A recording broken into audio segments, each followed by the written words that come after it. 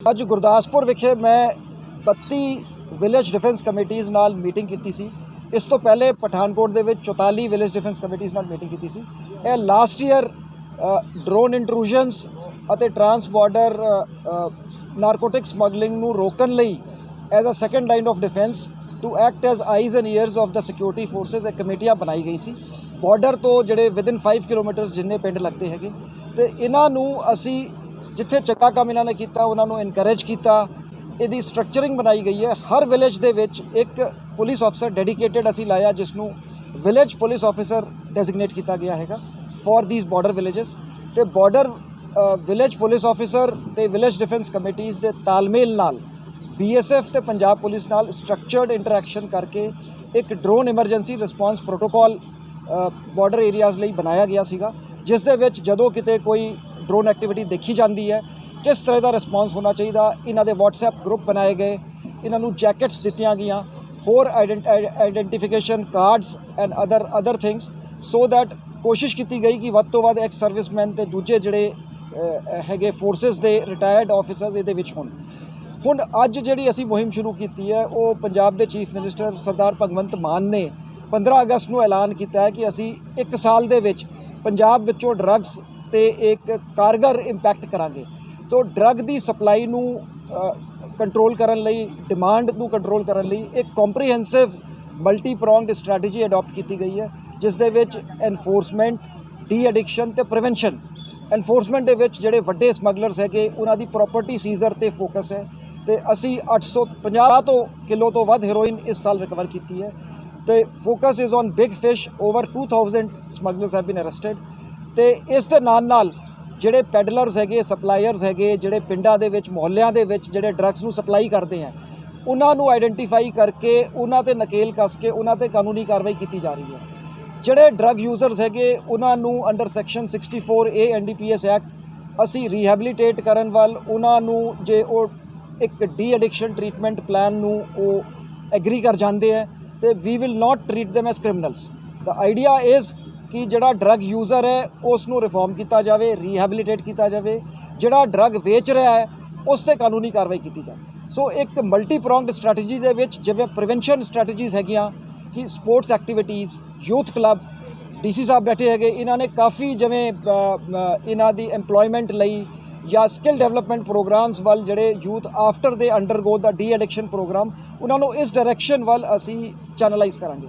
ਸੋ ਇਹ ਸਾਰੇ ਡਿਪਾਰਟਮੈਂਟਸ ਦੇ ਸਹਿਯੋਗ ਨਾਲ sports department, police department, health department, so ਇੱਕ ਮਲਟੀ ਪ੍ਰੋਂਗਡ ਪੰਜਾਬ ਗਵਰਨਮੈਂਟ ਦੀ ਸਟ੍ਰੈਟਜੀ ਹੈਗੀ ਕਿ ਡਰੱਗ ਟ੍ਰੈਫਿਕਿੰਗ ਤੇ ਇੰਪੈਕਟ ਪਾਇਆ ਜਾਵੇ।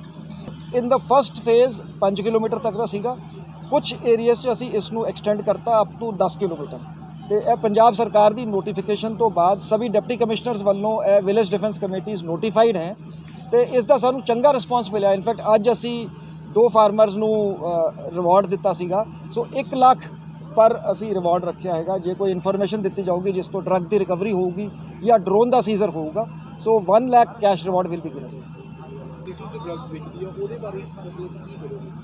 ਨਹੀਂ, ਉਹ ਜਿਵੇਂ ਗੱਲ ਕਹੀ ਸੀ, ਤੁਹਾਡਾ ਬੜਾ ਇੰਪੋਰਟੈਂਟ ਪੁਆਇੰਟ ਹੈ ਕਿ ਭਾਵੇਂ ਜਿੰਨੀ ਮਰਜ਼ੀ ਤੁਸੀਂ ਵੱਡੀ ਡਰੱਗਸ ਫੜ ਲਓ, ਕੰਸਾਈਨਮੈਂਟਸ ਫੜ ਲਓ, ਜਦੋਂ ਤੱਕ supply at the Mohalla level ਜਾਂ at the village level is not controlled ਉਦੋਂ ਤੱਕ ਆਮ ਲੋਕਾਂ ਨੂੰ ਇਸ ਦਾ ਇੰਪੈਕਟ ਨਹੀਂ ਪਤਾ ਲੱਗਦਾ। ਸੋ ਇਸ ਲਈ ਅਸੀਂ ਇੱਕ ਤੇ ਆਪਣੇ ਰਿਸੋਰਸਿਸ ਤੋਂ, ਜਿਵੇਂ ਸਾਡੇ ਕੋਲ ਇੱਕ ਪਾਇਸ ਸੌਫਟਵੇਅਰ ਹੈ ਜਿਸ ਦੇ ਵਿੱਚ ਜਦੋਂ ਵੀ ਕੋਈ ਅਰੈਸਟਡ ਹੁੰਦਾ ਹੈ, ਪ੍ਰਿਜ਼ਨਰ ਜੇਲ੍ਹ ਜਾਂਦਾ ਹੈ, ਉਸ ਦੀ ਡੇਟਾਬੇਸ ਐਂਟਰੀ ਹੁੰਦੀ ਹੈ।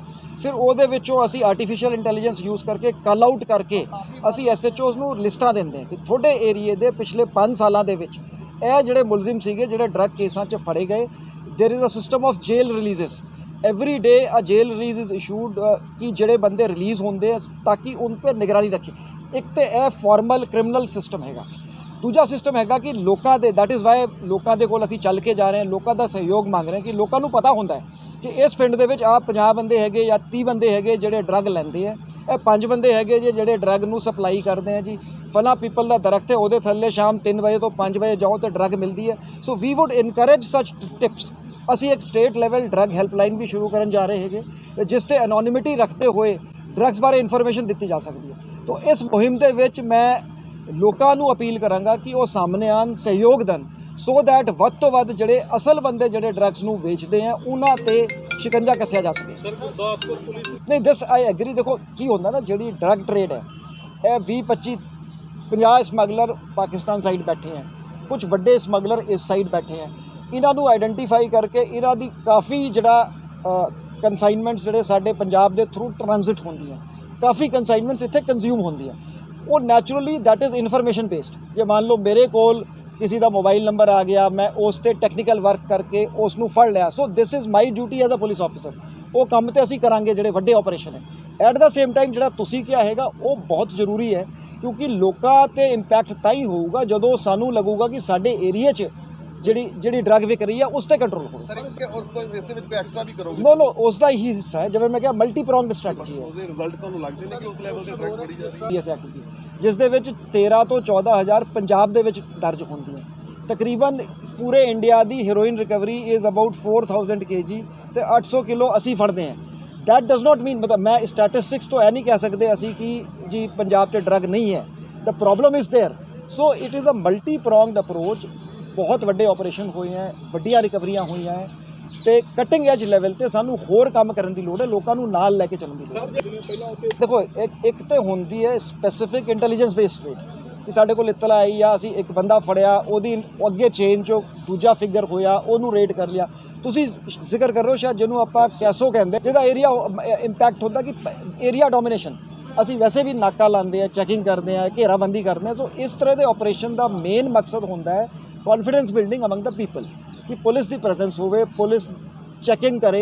सो confidence building is the main purpose in these operations. Sir ADGP doctor Naresh ਵੀ ਆਏ ਸੀਗੇ ਉਸ ਟਾਈਮ ਤੇ ਇੱਕੋ ਦਿਨ ਦੇ ਵਿੱਚ 5 ਥਾਣਿਆਂ ਦੇ ਵਿੱਚ ਪਰਚਾ ਦਰਜ ਹੋਇਆ। ਨਹੀਂ ਜੀ, ਵਿਖਾਵੇ ਲਈ ਨਹੀਂ ਸੀਗਾ। ਮੈਂ ਜਿਵੇਂ ਕਿਹਾ ਇਹ ਪਬਲਿਕ ਕੌਨਫੀਡੈਂਸ ਲਈ ਹੈ। ਜਦੋਂ ਅਸੀਂ ਕਾਫੀ ਨਫਰੀ, ਜਿਵੇਂ ਅਸੀਂ ਜੇਲ੍ਹਾਂ ਦੀ ਸਰਚ ਕਰਦੇ ਹਾਂ, ਮੰਨ ਲਓ 300 ਮੁਲਾਜ਼ਮ 500 ਮੁਲਾਜ਼ਮ ਘੇਰਾ ਪਾ ਲਿਆ, ਸੋ ਇਹਨੂੰ ਅਸੀਂ ਕੁਆਂਟੀਫਾਈ ਇੱਕ ਤਾਂ ਰਿਕਵਰੀ ਵੱਲੋਂ ਹੁੰਦਾ ਹੈ ਕਿ ਪਰਚੇ ਦਰਜ ਹੋ ਗਏ, ਰਿਕਵਰੀ ਹੋਈ। ਇੱਕ ਦੂਜਾ ਹੁੰਦਾ ਹੈ ਕਿ ਜਿਹੜਾ ਮਾੜਾ ਅਨਸਰ ਹੈ ਉਹ ਡਰ ਜਾਂਦਾ ਹੈ, ਉਹਦੇ ਲਈ ਡੈਟਰੈਂਸ ਹੁੰਦਾ ਹੈ। ਤੀਜਾ ਹੁੰਦਾ ਹੈ ਇੱਕ ਜਿਹੜਾ ਅਮਨ ਪਸੰਦ ਜਿਹੜਾ ਸ਼ਹਿਰੀ ਹੈ ਉਹਨੂੰ ਕੌਨਫੀਡੈਂਸ ਮਹਿਸੂਸ ਹੁੰਦਾ ਹੈ। ਸਰ ਜਦੋਂ ਵੀ ਕਰਨੀ ਹੈ, ਪਰ ਜਿਹੜਾ ਸਿੰਥੈਟਿਕ ਨਸ਼ਾ ਜਾਂ ਆਮ ਸ਼ਹਿਰਾਂ ਦੇ ਵਿੱਚ ਮੈਡੀਕਲ ਸਟੋਰ ਤੇ ਜਿਹੜਾ ਮਿਲਦਾ, ਉਹਨੂੰ ਨਸ਼ੇ ਨੂੰ ਰੋਕਣ ਦੇ ਲਈ ਪੁਲਿਸ ਤੋਂ ਇਲਾਵਾ ਹੋਰ ਕਿਹੜੇ ਡਿਪਾਰਟਮੈਂਟਸ ਨੇ ਜਾਂ ਕਿਸ ਤਰੀਕੇ ਦੇ ਨਾਲ ਅਸੀਂ ਸਾਰਿਆਂ, ਦੇਖੋ ਜੀ, ਕਈ ਜਿਵੇਂ ਸਾਊਥ ਮਾਲਵੇ ਦੇ ਵਿੱਚ ਮਾਨਸਾ, ਬਠਿੰਡਾ, ਉੱਥੇ ਫਾਰਮਾਸਿਊਟੀਕਲ ਡਰੱਗਸ ਦੀ ਬਹੁਤ ਪ੍ਰੋਬਲਮ ਹੈ, ਕਿਤੇ ਚਰਸ ਦੀ ਪ੍ਰੋਬਲਮ ਹੈ ਕਿਤੇ। ਸੋ ਦੇਅਰਫੋਰ ਏਰੀਆ ਸਪੈਸੀਫਿਕ ਪਲਾਨਸ ਅਸੀਂ ਬਣਾਵਾਂਗੇ, ਜਿਸ ਜ਼ਿਲ੍ਹੇ ਦੀ, ਜਿਸ ਥਾਣੇ ਦੀ ਏਰੀਆ ਦੀ ਜਿਸ ਤਰ੍ਹਾਂ ਦੀ ਡਰੱਗ ਦੀ ਪ੍ਰੋਬਲਮ ਹੈ।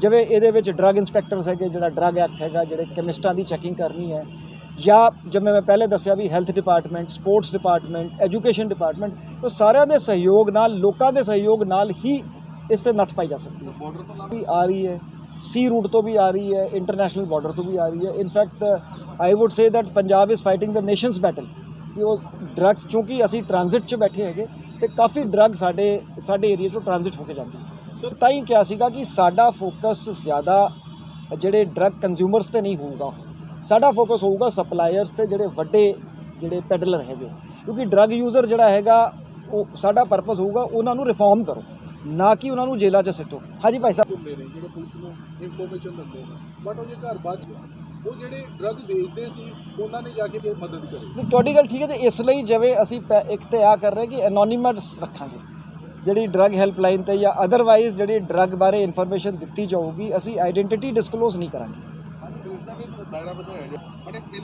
ਹਾਂਜੀ ਹੈ, ਦੇਖੋ ਹਾਲੇ ਕੰਸਟ੍ਰੇਂਟਸ ਹੈਗੇ ਕੰਪੈਸਿਟੀ ਦੀ, ਕਿ ਜੇ ਤੁਸੀਂ ਕਹੋ ਕਿ ਜਿੰਨੇ ਸਾਡੇ ਕੋਲ ਜਿਹੜੇ ਟ੍ਰੀਟਮੈਂਟ ਸੈਂਟਰ ਨੇ ਜੇ ਸਾਰਿਆਂ ਤੁਸੀਂ ਐਡ ਕਰ ਲਓ, ਸ਼ਾਇਦ ਡਰੱਗ ਯੂਜ਼ਰਸ ਦਾ ਨੰਬਰ ਉਸ ਤੋਂ ਲਾਰਜ ਹੈ।